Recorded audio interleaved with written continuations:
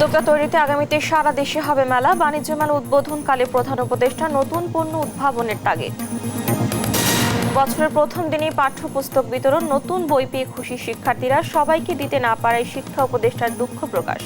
আমাদের বইগুলো ছাত্রছাত্রীদের হাতে যে এখনই সব দিতে পারা গেল না, এজন্য আমি তাদের অভিভাবকদের কাছে এবং তাদের কাছে আমার আন্তরিকভাবে আমার দুঃখ প্রকাশ করছি। বর্ষবরণ ঘিরে কক্সবাজার ও কুয়াকাটায় পর্যটকের ঢল, খালি নেই হোটেল মোটেল, বিদেশি পর্যটক না থাকায় ব্যবসায়ীদের হতাশা। রাজশাহীতে গভীর নলকূপ অপারেটর নিয়োগে অনিয়ম, প্রতিবাদে কৃষকদের বিক্ষোভ, কয়েক উপজেলায় বিএমডিএ কার্যালয়ে তালা। এবং গাজীপুরে ফ্লাইওভারের নিচে অবৈধ দোকান বসিয়ে চাঁদা আদায়, সড়কে যান চলাচল বিঘ্ন, বেড়েছে চুরি ছিনতাই সহ নানা অপরাধ। আমন্ত্রণ দেশ জনপদ সংবাদে, দেখছেন শিরোনামগুলো, সঙ্গে আছি আমি ডানা ইসলাম। এবার যাচ্ছি বিস্তারিত সংবাদে। ২৯তম ঢাকা আন্তর্জাতিক বাণিজ্য মেলায় উদ্বোধন করেছেন প্রধান উপদেষ্টা ডক্টর মোহাম্মদ ইউনূস। এ সময় উদ্যোক্তা তৈরিতে আগামীতে দেশ জুড়ে বাণিজ্য মেলা করার ঘোষণা দেন তিনি। মেলায় তরুণ উদ্যোক্তাদের কাজে লাগানোর পাশাপাশি নতুন নতুন পণ্য উদ্ভাবনের মাধ্যমে রপ্তানি আরও গতিশীলে মনোযোগী হতে ব্যবসায়ীদের প্রতি আহ্বান জানান তিনি। বিস্তারিত রিপোর্টে। বুধবার পর্দা উঠল ২৯তম ঢাকা আন্তর্জাতিক বাণিজ্য মেলার। উদ্বোধন করেন প্রধান উপদেষ্টা ডক্টর মোহাম্মদ ইউনূস। সকালে রাজধানীর পূর্বাচলে মেলা উদ্বোধন করে ডক্টর ইউনূস তরুণ উদ্যোক্তাদের মেলায় বিনিয়োগের আহ্বান জানান। এই তারুণ্যের শক্তিকে উন্মোচিত করার, সুযোগ সৃষ্টি করার, তার মধ্যে আরেকটা বিষয় বারে বারে দৃষ্টি আকর্ষণ করি, মানুষ মাত্রেই উদ্যোক্তা, শ্রমিক না। শ্রমিকটা হলো একটা বিপথে চলে যাওয়া, এটা মানুষের পথ না। বাণিজ্য মেলা মানুষকে নিজের উদ্যোগ ও সৃজনশীলতাকে তুলে ধরার সুযোগ দেয় উল্লেখ করে প্রধান উপদেষ্টা বলেন, সুযোগ কাজে লাগাতে, সেই সঙ্গে নতুন নতুন পণ্য উদ্ভাবনের মাধ্যমে দেশের রফতানিকে আরও গতিশীলে ব্যবসায়ীদের এগিয়ে আসার আহ্বান জানান। মানুষের পথ হলো সৃষ্টি করা, নিজের মনের মধ্যে যা আছে তা সৃষ্টি করা, অন্যের হুকুমে সৃষ্টি করা না। এটা হলো তফাৎ।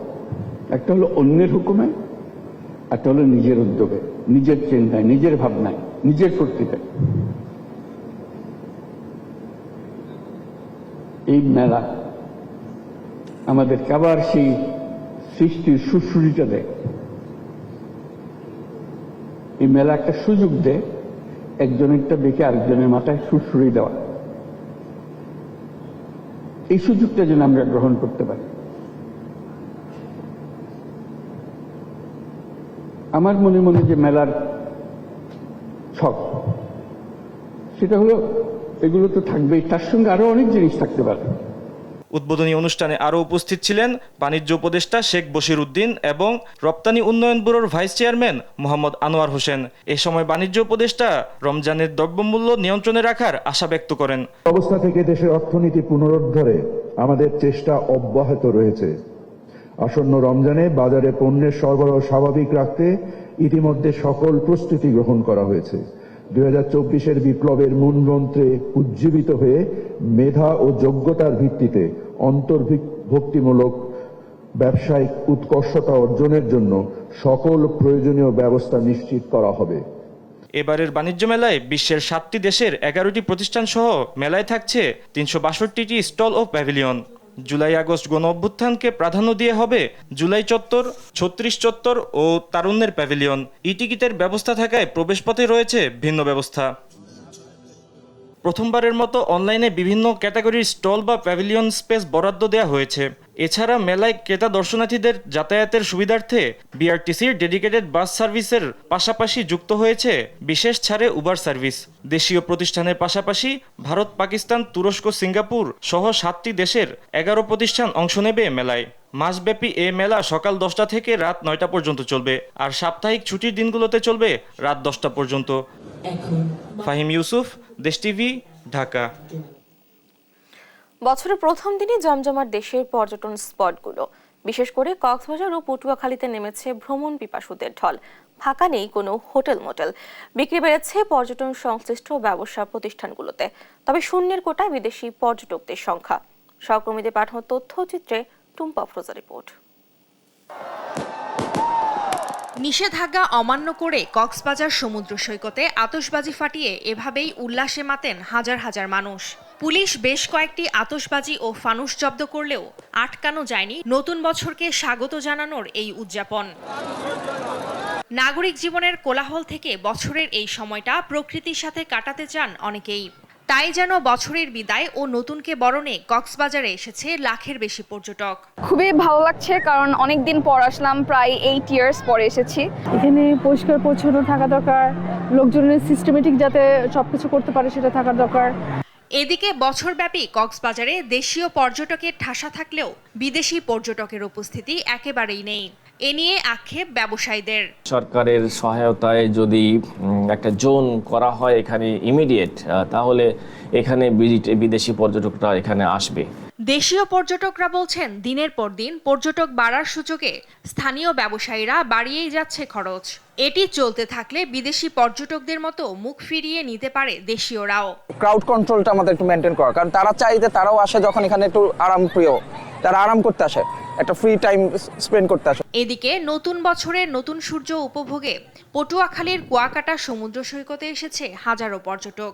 বুধবার কাকডাকা ভোরে নতুন সূর্যোদয় উপভোগে চর গঙ্গামতি, চর হেয়ার, ঝাউবন ও জিরো পয়েন্টে উপস্থিত হন পর্যটকরা। 2024-কে বিদায় জানানোর জন্য we are coming from Sweden and we enjoy our vacation in Kuakata. আমরা মূলত 31st night plus happy new year দুটো একসাথে সেলিব্রেশন করার জন্যই কুয়াকাটা এসেছিলাম। বুকিং হয়েছে অধিকাংশ হোটেল মোটেল, বিক্রি বেড়েছে পর্যটক সংশ্লিষ্ট ব্যবসা প্রতিষ্ঠানগুলোতে। 3 দিনে শত কোটি টাকার ব্যবসার কথা বলছেন পর্যটন সংশ্লিষ্টরা। পর্যটকদের নিরাপত্তায় তৎপর রয়েছে পুলিশ বাহিনীর সদস্যরা। নতুন বছর উপলক্ষে আমরা খুবই অফার দিচ্ছি, আমাদের যারা গেস্ট আসবেন ওনাদেরকে একটু ফ্যাসিলিটিস দিচ্ছি নতুন বছরে যারা আসে, বিশেষ করে কুয়াকাটাতে। যে সমস্ত জায়গায় সাধারণত পর্যটকরা যায়, লেম্বুর বন, গঙ্গামতির চর, চর বিজয় এবং এই টুরিস্ট কুয়াকাটা যে বিচে যে সমস্ত পর্যটকরা আসেন তাদের নিরাপত্তার জন্য সর্বোচ্চ পুলিশি ব্যবস্থা গ্রহণ করা হয়েছে। টুম্পা আফরোজ, নিউজ ডেস্ক, দেশ টিভি। বছরের প্রথম দিনে বেড়েছে শীতের তীব্রতা। হিমেল হাওয়া আর ঘন কুয়াশার চাদরে ঢেকে আছে উত্তরবঙ্গ। চরম ভোগান্তিতে পড়েছেন শ্রমজীবীরা। একই সঙ্গে বাড়ছে ঠান্ডাজনিত রোগে আক্রান্তের সংখ্যা। সহকর্মীদের পাঠানো তথ্য ছবিতে নুসরাত শোভার ডেস্ক রিপোর্ট। করতোয়া নদীর তীর ঘেঁষে অবস্থিত সর্ব-উত্তরের জেলা পঞ্চগড়ে বরাবরই শীতের প্রকোপ বেশি। তেঁতুলিয়ায় বুধবার সর্বনিম্ন তাপমাত্রা রেকর্ড করা হয় 10.9 ডিগ্রি সেলসিয়াস। ভোরে কিঞ্চিৎ দেখা মিললেও বেলা বাড়ার সঙ্গে সঙ্গে মেঘের আড়ালে ঢাকা পড়েছে সূর্য।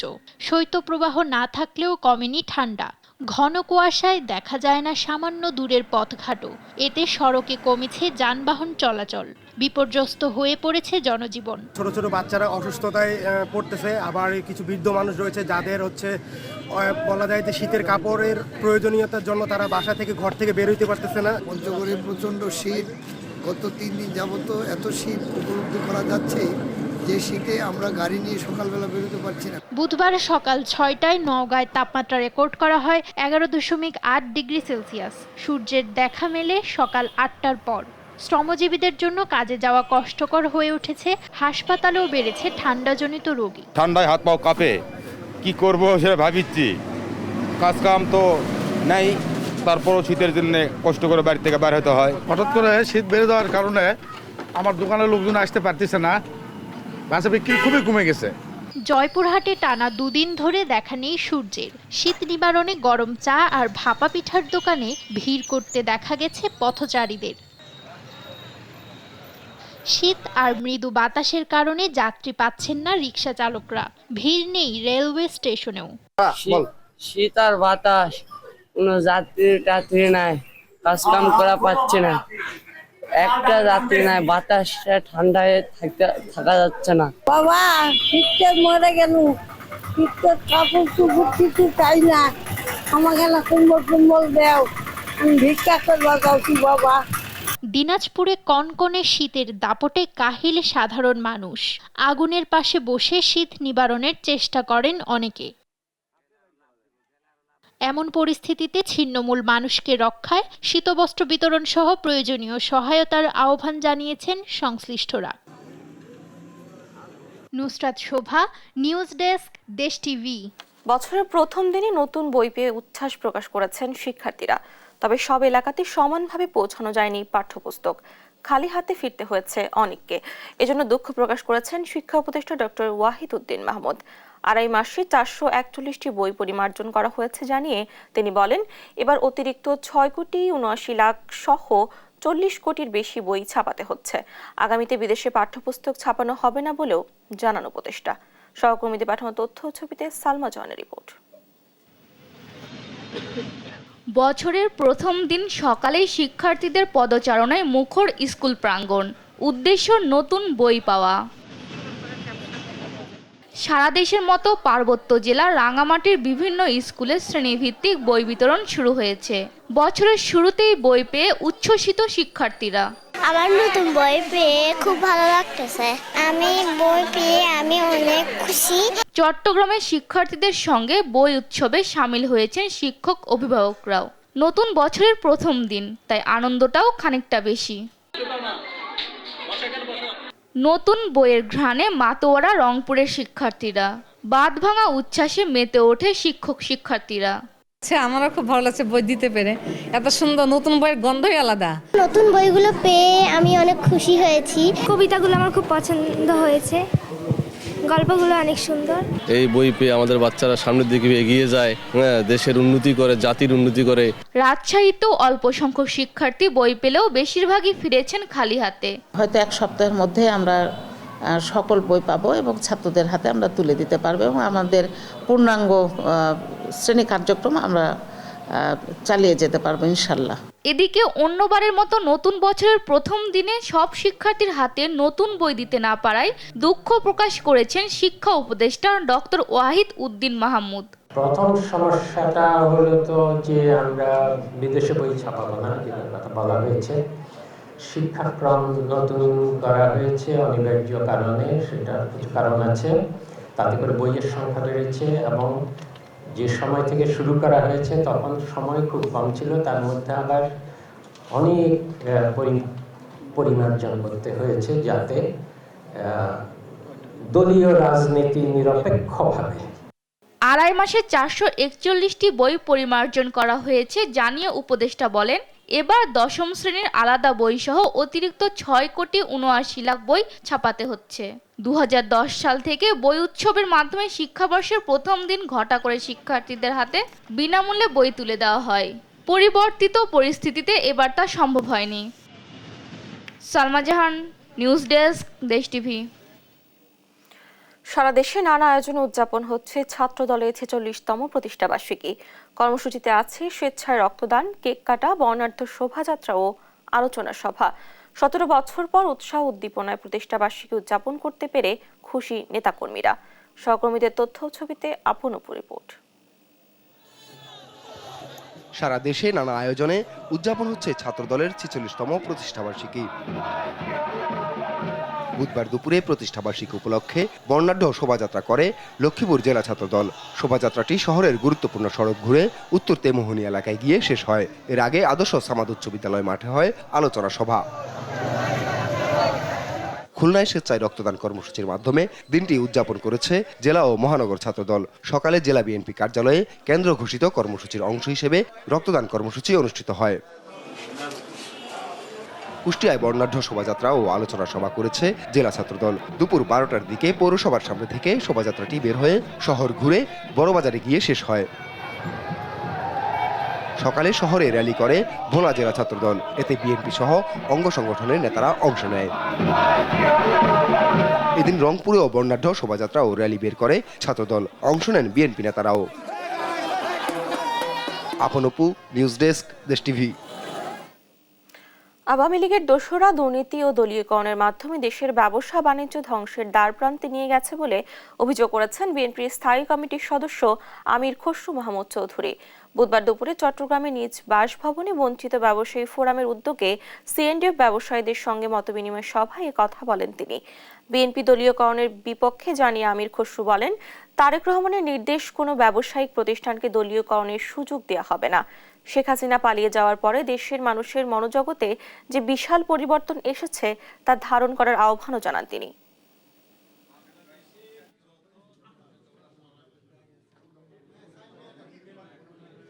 দোসররা যারা লুটপাট করেছে, যারা দেশকে ধ্বংস করে দিয়েছে, অর্থনীতিকে ধ্বংস করে দিয়েছে, দেশের রাজনীতি ধ্বংস করেছে, প্রতিষ্ঠান ধ্বংস করে দিয়েছে, সেই দোসররা যদি আবার আপনাদের এখানে ফিরে আসে, সেটা তো আপনারা নিজেরা সুইসাইড করবেন। সুতরাং এই জন্য যে অবস্থান আপনাদের নেওয়া দরকার, সে অবস্থানটা আপনাদেরকে নিতে হবে। কিন্তু রাজনৈতিক সরকার ছাড়া দেশ সুষ্ঠুভাবে পরিচালিত হয় না বলে মন্তব্য করেছেন বিএনপির সাংগঠনিক সম্পাদক আসাদুল হাবিব তুলু। বুধবার দুপুরে ছাত্রদলের 46তম প্রতিষ্ঠাবার্ষিকী উপলক্ষে লালমনিরহাটে আলোচনা সভায় তিনি কথা বলেন। স্বৈরাচার পতনের 5 মাস পরও নির্বাচনী রোডম্যাপে ঘোষণা না করায় সরকারের সমালোচনা করেন বিএনপির এ নেতা।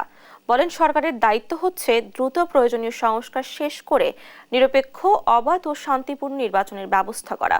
নির্বাচন যত দেরি হচ্ছে ষড়যন্ত্র ততই বাড়ছে বলেও মন্তব্য করেন তিনি। এখনো আপনারা নির্বাচনের কোন রোডম্যাপ দিচ্ছেন না। একটি রাজনৈতিক সরকার ছাড়া দেশ সুষ্ঠুভাবে পরিচালিত হয় না। নেতৃত্ব ছাড়া দেশ চালাতে পারবে না। আপনাদের দায়িত্ব হচ্ছে একটি নিরপেক্ষ, অবাধ, শান্তিপূর্ণ নির্বাচনের ব্যবস্থা করা। সেই ব্যবস্থা আপনারা করেন, যতটুকু সংস্কার করা দরকার করে ফেলেন। যদিও জাতির সংস্কারের বড় ধরনের প্রয়োজন, তারা যারা জনগণের ম্যান্ডেট পাবে তারা সেই সংস্কারের কাজে হাত দেবে। রাজশাহীতে গভীর নলকূপের অপারেটর নিয়োগে অনিয়মের প্রতিবাদে বরেন্দ্র বহুমুখী উন্নয়ন কর্তৃপক্ষের বিভিন্ন অফিসের সামনে বিক্ষোভ করেছেন কৃষকরা। কয়েকটি উপজেলা কার্যালয়ে তালা ঝুলিয়ে দেয় তারা। বেলা 11টায় কৃষকরা বিক্ষোভ শুরু করলে পালিয়ে যান উপজেলা কার্যালয়ের কর্মকর্তা কর্মচারীরা। গভীর নলকূপে নতুন অপারেটর নিয়োগ বাতিল, সেচ ঘণ্টা কমানোর প্রতিবাদে উচ্চ আদালতে মামলা করেন এক কৃষক। আদালত 6 জানুয়ারি পর্যন্ত অপারেটর নিয়োগের স্থগিতাদেশ দেন। তারপরও বিএমডিএ কর্তৃপক্ষ অপারেটর নিয়োগ দিচ্ছে। তারই প্রতিবাদে জেলা জুড়ে বিক্ষোভ করেছেন কৃষকরা।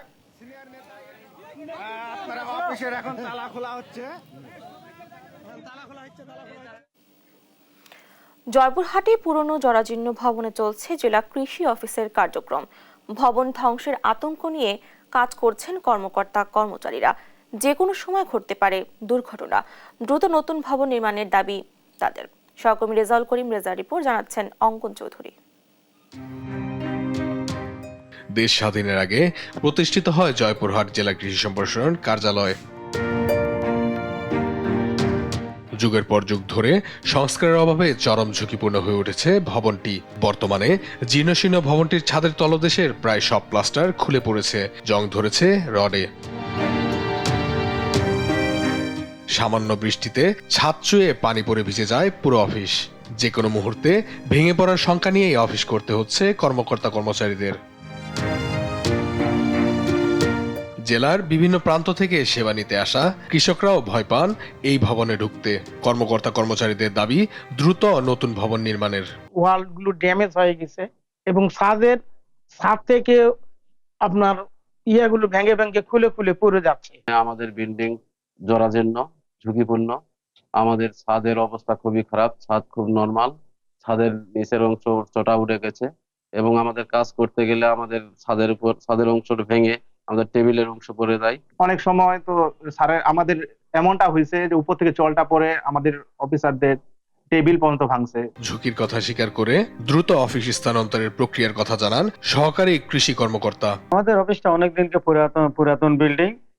এই বিল্ডিং এর ছাদের সমস্যা, ভেঙে ভেঙে পড়ে। আমরা ঝুঁকির মধ্যেই এতদিন অফিস করলাম। অন্যত্র এই অফিসটা স্থানান্তর করার কাজ প্রক্রিয়া চলছে।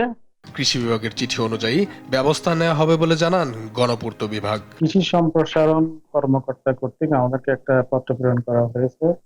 তাদের যে জরাজীর্ণ এবং পুরাতন স্থাপনাগুলো আছে সেগুলোর মূল্য নির্ধারণ করা, অকশনে সেই লক্ষ্যে আমাদের কার্যক্রম চলমান আছে। শুধু আশ্বাস নয়, দুর্ঘটনার আগে জরাজীর্ণ ভবনটি বাদ দিয়ে নতুন ভবন নির্মাণের বাস্তবায়ন চান কর্মকর্তা কর্মচারী ও কৃষকরা। নিউজ ডেস্ক, দেশ টিভি। নারায়ণগঞ্জে আলা দুটি সড়ক দুর্ঘটনায় মোটর সাইকেল আরোহী ও পথচারী সহ 3 জন নিহত হয়েছে। আহত হন আরও 5 জন। সকাল 10টার দিকে হাটাবো এলাকায় রূপসী কাঞ্চন সড়কের পাশে ফুটপাতে মাছ কেনার সময় একটি দ্রুতগতির প্রাইভেট কার কয়েকজনকে চাপা দেয়। এতে ঘটনাস্থলেই 2 জনের মৃত্যু হয়। আহত হন 3 পথচারী। একই সড়কে সকাল 7টার দিকে একটি ইট বহনকারী ট্রলির সঙ্গে মোটরসাইকেলের সংঘর্ষ হয়। ঘটনাস্থলে নিহত হন হৃদয় মিয়া নামে এক যুবক। আহত হন আরও 2 আরোহী।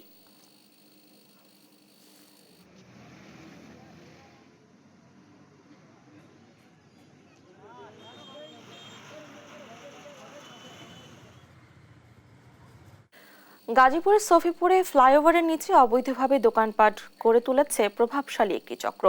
প্রতিটি দোকান থেকে প্রতিদিন চাঁদা নেওয়া হচ্ছে 500 থেকে 1000 টাকা। এদিকে দোকানপাটের কারণে সড়কে যান চলাচলের প্রতিবন্ধকতা সৃষ্টি হচ্ছে। পাশাপাশি চুরি ছিনতাই সহ ঘটছে নানা অপরাধ।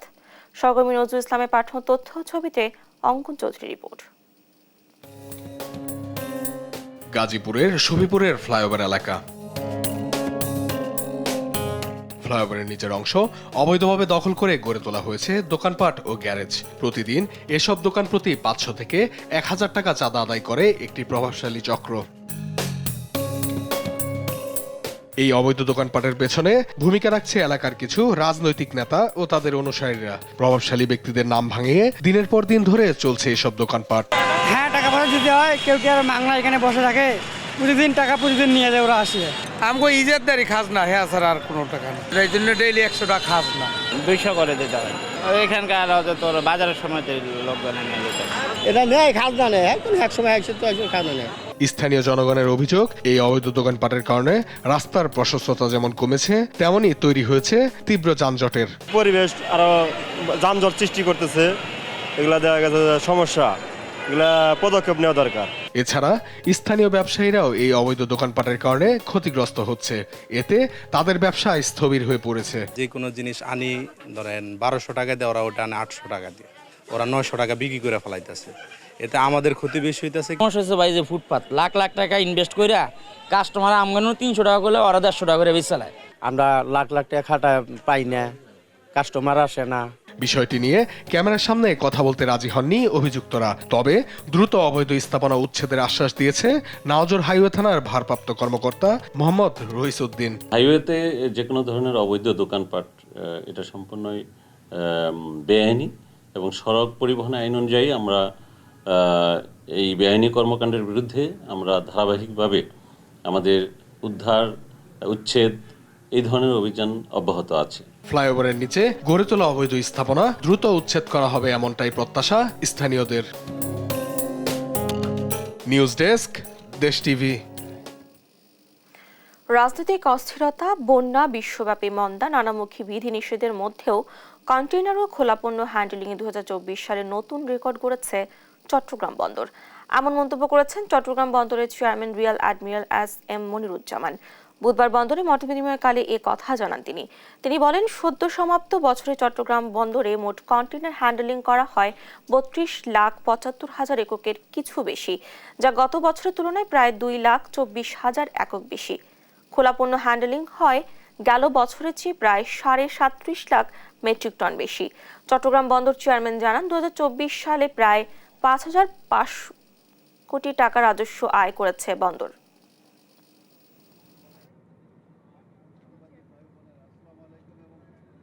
আমরা এই বছর 3.27 মিলিয়ন টিইউস কন্টেনার হ্যান্ডেল করেছি, যা ইতিপূর্বে সমস্ত রেকর্ড ব্রেক করেছে। একইভাবে 123 million metric ton of cargo handling করেছে, সেটাও সম্পূর্ণভাবে ইতিপূর্বে সমস্ত রেকর্ড ব্রেক করেছে। বাগেরহাটের মোরেলগঞ্জে প্রায় 200 ফুট সড়কে ব্যবহার করা হয়েছে নিম্নমানের খোয়া। এতে প্রতিবাদ জানালে মারধরের শিকার হয়েছেন স্থানীয়রা। পরে নির্মাণ কাজ বন্ধ করে নিম্নমানের খোয়া অপসারণের নির্দেশ দেয় কর্তৃপক্ষ। সরকারি SS চৌহানের রিপোর্ট জানাচ্ছেন নুসরাত শোভা। সড়কের খোয়া অথচ এভাবেই হাতের চাপে ভেঙে যাচ্ছে। বাগেরহাটের মোরেলগঞ্জে প্রায় 200 ফুট সড়কে ব্যবহার করা হয়েছে নিম্নমানের খোয়া। উপজেলার কালীখোলা বলভদ্রপুর কালী মন্দির বালিয়াডাঙ্গা সড়কে চলে এমন কাজ। এতে প্রতিবাদ জানালে মারধরের শিকার হন স্থানীয়রা। আমরা ইঞ্জিনিয়ারের কাছ থেকে কাজ বুঝতে নেবো যে আমাকে কাজটা ভালো করবেন। আবিষ খোয়া ব্যবহার করছে এবং জনগণের পর চড়া হচ্ছে, আমরা তাদের সুবিচার চাই। প্রতিবাদ করার কারণে যারা হলো এখানে এই ইটগুলো দিচ্ছিল তারা হলো ওই ঠিকাদার কোম্পানির হয়ে তারা হলো যারা প্রতিবাদ করতে চায় তাদেরকে উচ্চ দরের হুমকি দুমকি এবং মারধর করে। আমাকে গলা ধাক্কা দেয়, আমার ছোট ভাইরে গলা চাইপে ধরে, আমারে ধাক্কা দিয়ে ফালাই দেয়, আমার গায়ে ঘুষি মারে। সড়কে নিম্নমানের খোয়া দিয়ে কাজ করছে ঠিকাদারি প্রতিষ্ঠান ডিজে বাংলা। তাদের দাবি স্থানীয় বিএনপি নেতা সরবরাহ করেছেন এই খোয়া। যে সাপ্লাই দিছে সে হচ্ছে আপনার এই মালটা ভুলক্রমে তাই নাকি চলে আসছে, তাই অসুস্থ ছিল, যার কারণে মালটা চলে আসছে। এই বিষয়ে জানতে বিএনপি নেতা মাহবুবুল হক বাবুল শেখকে বারবার চেষ্টা করা হলেও বন্ধ পাওয়া যায় তার ফোনটি। এদিকে স্থানীয়দের দাবির মুখে ঘটনাস্থল পরিদর্শন করে নিম্নমানের এই খোয়া অপসারণের নির্দেশ দিয়েছে কর্তৃপক্ষ। 3-4 দিন আগে আমরা খবর পেয়েছিলাম যে ওই সাইডে ঠিকাদার খারাপ ইট মানে ঢোকাচ্ছে, খারাপ ইটে কাজ করার চেষ্টা করছে। আমরা তাৎক্ষণিকভাবে জেনে এটা আমরা ওটা পরিদর্শন করি এবং পরিদর্শন করে সত্যতা পাই এবং তৎক্ষণাৎ ঠিকাদারকে এই খারাপ ইট অপসারণ করার জন্য নির্দেশনা প্রদান করা হয়েছে এবং ইতিমধ্যে এটা অপসারণ করা শুরু হয়ে গেছে।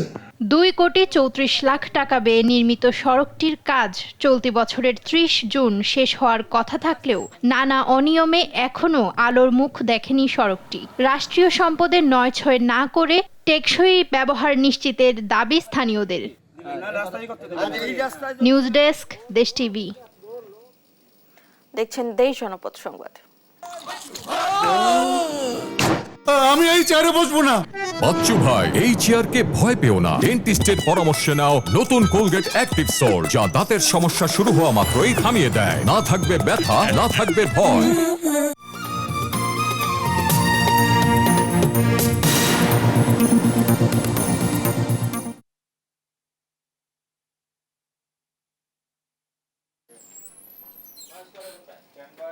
বছরের প্রথম দিনে কক্সবাজার সমুদ্র সৈকতে নেমেছে পর্যটকদের ঢল। এ নিয়ে আরো জানাচ্ছেন সহকর্মী সৌরভ দে। বছরের প্রথম দিন নাগরিক জীবনের কোলাহল থেকে বেরিয়ে অনেকেই প্রত্যাশা করেন প্রকৃতির সাথে সময় কাটাবেন। আর সে কারণেই প্রতি বছর এই ইংরেজি নববর্ষের প্রথম দিনে কক্সবাজার ছুটে আসেন হাজার হাজার পর্যটক। আমি এখন আছি কক্সবাজার সমুদ্র সৈকতের সুগন্ধা পয়েন্টে। এখানে আজ প্রায় হাজার হাজার মানুষ এখন এই সমুদ্রের নীল জলরাশির সাথে সময় কাটাচ্ছেন এবং লাইফগার্ড যেটি বলছে এখন জোয়ার চলছে এবং এই জোয়ারে নিরাপদ সমুদ্র স্নান।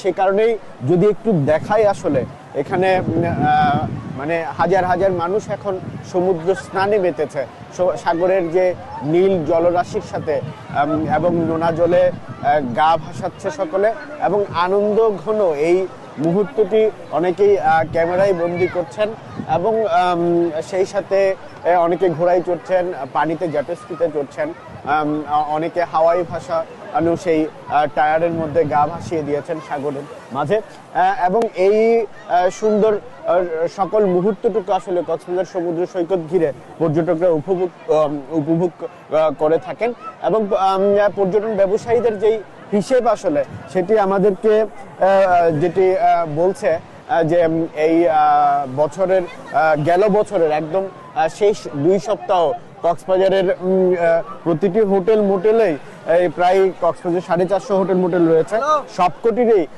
কক্ষ একদম শতভাগ বুকিং ছিল এবং আজ বছরের প্রথম দিন তার ব্যত্যয় ঘটেনি এবং এই যে পর্যটকের ঠাসা থাকা এটি বছরের এই আরো প্রথম 2 সপ্তাহ এই প্রথম মাসের প্রথম 2 সপ্তাহ থাকতে পারে বলে তারা আমাদেরকে জানিয়েছে এবং গতকাল 31st নাইট ঘিরে কক্সবাজারে 4 স্তরের নিরাপত্তা নিরাপত্তা ব্যবস্থায় ঢাকা ছিল এবং সেই সাথে প্রশাসন যেটি বলছে যে আগত পর্যটকরা যেন কোনো ধরনের হয়রানির সম্মুখীন না হয়, সেই কারণেও আসলে বিশেষ ব্যবস্থা নেওয়া হয়েছিল এবং সেই সাথে জেলা প্রশাসনের যে পর্যটন সেলটি রয়েছে সেটিও কাজ করছে এবং এছাড়াও যদি কোনো পর্যটক হয়রানির শিকার হয় তাহলে অভিযোগ বক্সে অভিযোগ প্রদান করলেই সাথে সাথে ব্যবস্থা নেওয়া হচ্ছে। কক্সবাজার থেকে আমার কাছে এই ছিল সর্বশেষ। গোপালগঞ্জ জেলা পরিষদে অভিযান চালিয়েছে দুর্নীতি দমন কমিশন। বুধবার সকালে জেলার কাশিয়ানীতে 3টি ব্রিজ নির্মাণে অনিয়মের অভিযোগ তদন্ত অভিযানে নামে দুদক। এ সময় প্রকল্পের নথি ও তথ্য যাচাই বাছাই করেন তারা। যাচাই বাছাই ব্রিজ 3টি নির্মাণে নিম্নমানের সামগ্রী ব্যবহার ও আপ্রোচ সড়ক নির্মাণ না করেই বিল তুলে নেওয়ার প্রমাণ মেলে। পরে ঊর্ধ্বতন কর্তৃপক্ষের মাধ্যমে যথাযথ পদক্ষেপ নেওয়ার কথা জানান দুদক কর্মকর্তারা।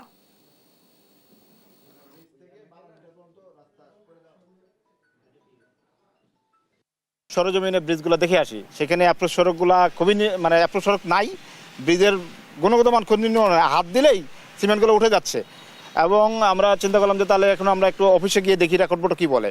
তো এসে দেখলাম যে 85 লাখ টাকার উপরে বিল পরিশোধ করা হয়েছে এবং অ্যাপ্রোচ সড়কেরও বিল পরিশোধ করা হয়েছে, কিন্তু অ্যাপ্রোচ সড়ক নাই। এই ধরনের কাজ যেন ভবিষ্যতে না ঘটে আমরা এই ধরনের অভিযান চালাচ্ছি। বাজার দর ভালো হওয়ায় কুড়িগ্রামে মশলা জাতীয় ফসল চুইঝাল চাষে আগ্রহ বাড়ছে কৃষকের। এ ফসল চাষে প্রয়োজন হয় না বাড়তি জমির, নেই তেমন খরচও, তাই বাগানে সুপারির গাছ, আম গাছ বা যে কোনো গাছের গোড়ায় রোপণ করে এ ফসল বিক্রি করে আয় করছেন কৃষকরা। এদিকে প্রায় বিনা খরচে ফসল চুইঝাল চাষে কৃষকদের পরামর্শ দিচ্ছে কৃষি বিভাগ। সহকর্মী জুয়েল রানার পাঠন তথ্য ছবিতে নুসরাত শোভা রিপোর্ট।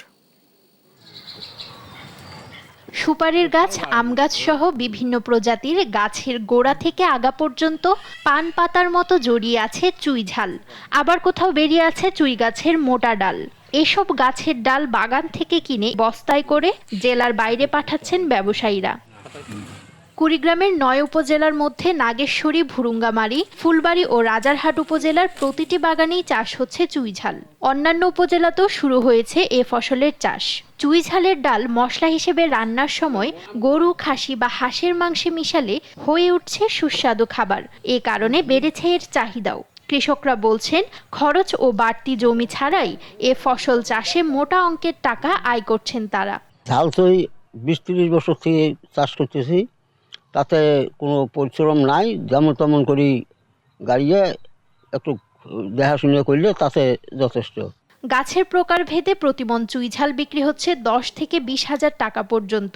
গ্রামের বাগান থেকে এসব চুইঝালের ডাল কিনে প্যাকেট করে তা বাজারে সরবরাহ করেন ব্যবসায়ীরা। বিভিন্ন জায়গা থেকে বিভিন্ন আসে গাছ কিনে যাচ্ছে এবং এটা খরচা কম, ভালো টাকা পয়সা আসে। গাছ যদি একটু মাঝারি ঢোকের হয় তখন 5 থেকে 7 হাজার টাকা বেচায়, যখন একটু আরও মোটা ধরনের হয় সেগুলো বেশি 10-12, 9,000। জেলার মাটি ও আবহাওয়া চুইঝাল চাষের উপযোগী হওয়ায় মশলা জাতীয় অর্থকরী এ ফসল চাষে কৃষকদের উদ্বুদ্ধ করার কথা জানায় কৃষি বিভাগের এ কর্মকর্তা। অল্প খরচে একটা রোগ প্রতিরোধী লতানো উদ্ভিদ যেখানে অনায়াসেই গাছের গোড়ায় বা ফলা গাছের গোড়ায় লাগিয়ে দিলেই এটা ভালো ফলন দেয় এবং এটা বাজারেও একটা ব্যাপক চাহিদা রয়েছে। এই অঞ্চলে চুইঝাল ব্যাপক পরিমাণে জন্মায়। এটি একটি মশলা জাতীয় উদ্ভিদ। এর বিভিন্ন উপকারিতার কথা জানান উদ্ভিদবিদ্যা বিভাগের এ শিক্ষক। চুইঝাল সাধারণত মশলা হিসেবে তরকারিতে ব্যবহার করা হয়, তবে এটির ঔষধি গুণও রয়েছে। বিশেষ করে বিভিন্ন ধরনের বাত ব্যথা এবং যৌন সংক্রান্ত কোনো অসুবিধা থাকলে এই চুইঝালের মাধ্যমে উপকার পাওয়া যায়। জেলায় এবার সুপারির বাগান সহ বিভিন্ন বাগানের 14 হেক্টর জমিতে চাষ হচ্ছে চুইঝাল। বাজারে ব্যাপক চাহিদা থাকায় প্রতি বছর বাড়ছে এ ফসলের পরিধি। নিউজ ডেস্ক, দেশ টিভি। এই ছিল এখনকার দেশ জনপদ সংবাদ। পরের বুলেটিন দেখার আমন্ত্রণ রইল। এছাড়া দেশ টিভির সর্বশেষ সব খবর পেতে ভিজিট করুন www.desh.tv। ফেসবুকে আমাদের সঙ্গে যুক্ত থাকুন দেশ টিভি অথবা দেশ টেলিভিশন পেজে। সর্বশেষ সব ভিডিও পেতে ইউটিউবে আমাদের হ্যান্ডেল @দেশ টেলিভিশন অথবা @দেশ টিভি নিউজ লিখে সার্চ করুন। ধন্যবাদ সবাইকে।